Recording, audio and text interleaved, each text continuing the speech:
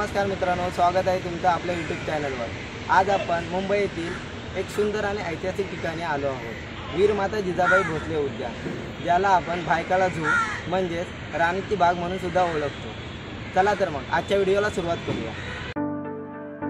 भायखळा स्टेशनपासून राणीची बाग फक्त 10 मिनिटांच्या चालण्याच्या अंतरावर आहे। झूच्या पार्किंग क्षेत्रात विविध प्रकारच्या वाहनांसाठी पार्किंगची सुविधा आहे। पार्किंग शुल्क साधारणतः दुचाकीसाठी 5 रुपये, 4 चाकीसाठी 20 रुपये आणि बससाठी 40 रुपये आहे। प्रवेशद्वारापासून थोडे पुढे आल्यावर आपल्याला तिकीट काउंटर दिसेल। भायखळा प्राणी संग्रहालयाचे तिकीट दर साधारणतः प्रौढ व्यक्तींसाठी 50 रुपये, 3 ते 12 वर्षाच्या मुलांसाठी 25 रुपये, कुटुंबासाठी 100 रुपये आहे।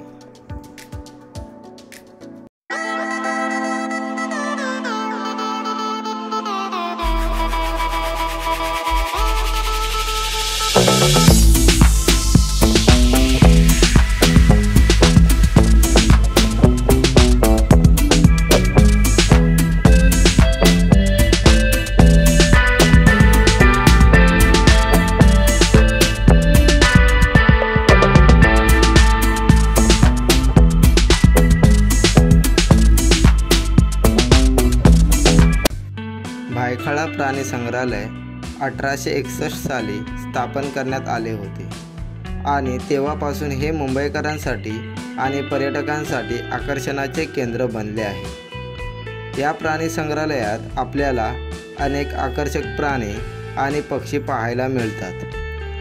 प्राणी संग्रहालयाचा वेळ हा सकाळी 9:30 ते संध्याकाळी 5 वाजेपर्यंत आहे।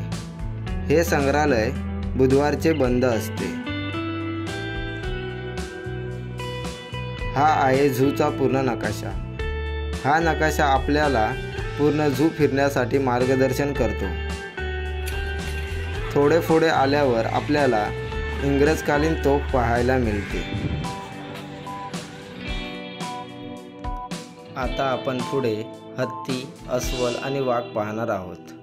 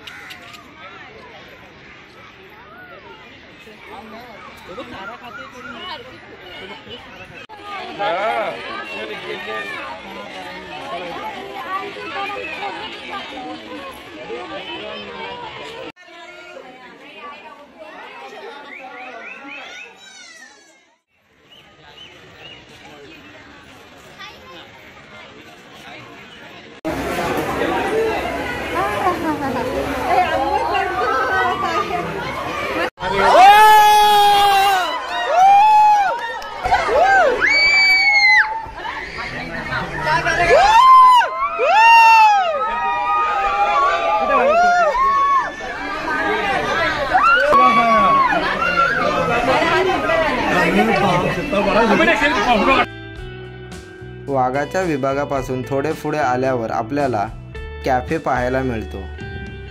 यामध्ये चहा, कॉफी, सॉफ्ट ड्रिंक असे विविध पर्याय उपलब्ध आहेत।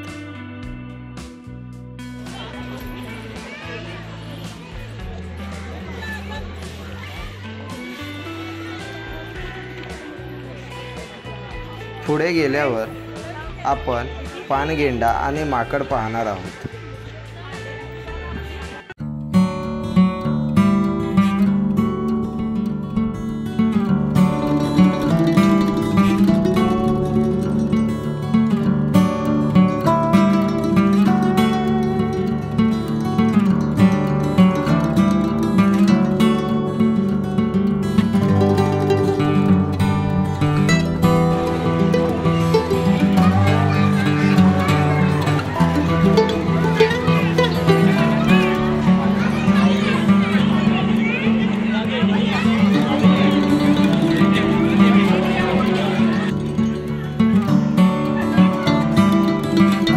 माकड आणि पानगेंडा पाहून झाल्यावर आता आपण जाणार आहोत सांबर आणि बारशिंगी पाहायला।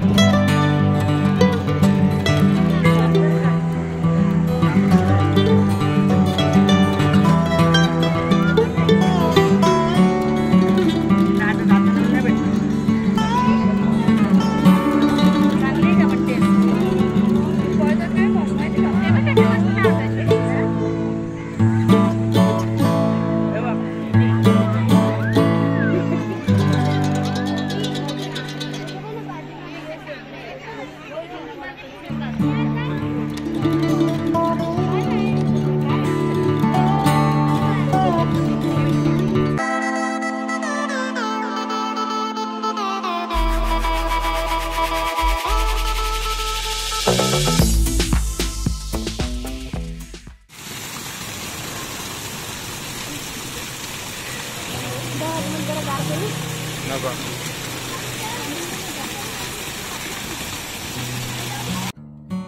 इथून पुढे आपल्याला बिबट्या आणि तरस पाहायला मिळेल.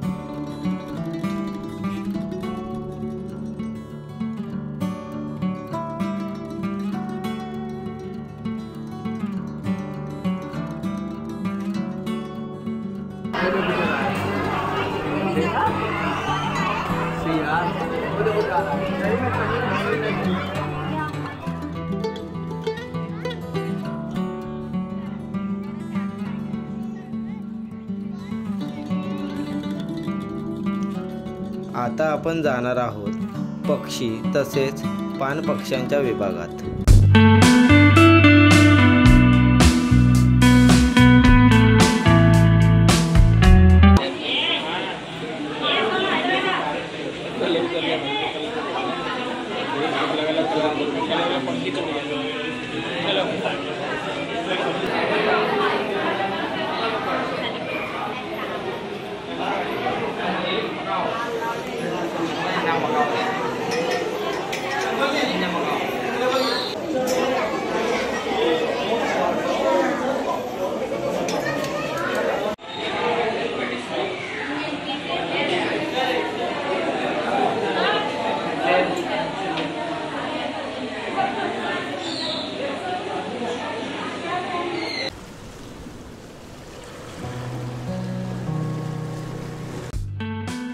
हे आहे भायखळा प्राणी संग्रहालयातील मगरींचं निवासस्थान. चला बघूया या मगरींना.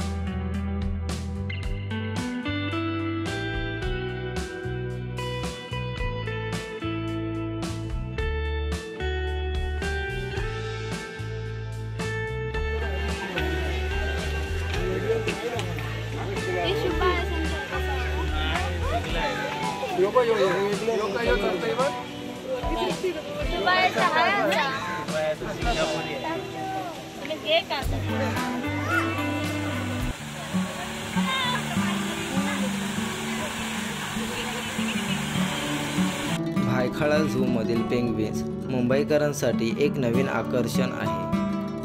हम्बोल्ट पेंग्विन ही पेंग्विनची एक विशेष प्रजाती आहे. चला पाहूया.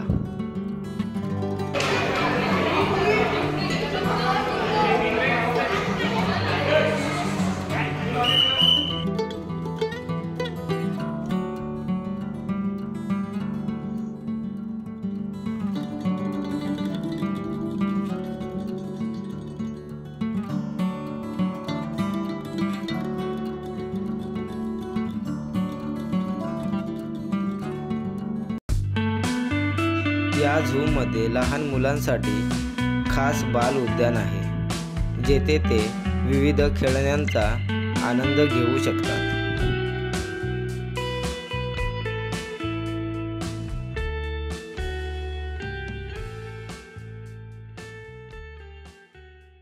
मित्रांनो, ही होती आपली भायखळा झूची सफर. आशा आहे तुम्हाला ही व्हिडिओ आवडली असेल. जर तुम्हाला ही व्हिडिओ आवडली असेल तर व्हिडिओला लाईक, शेअर आणि सबस्क्राईब नक्की करा. धन्यवाद. भेटूया पुढच्या व्हिडिओमध्ये.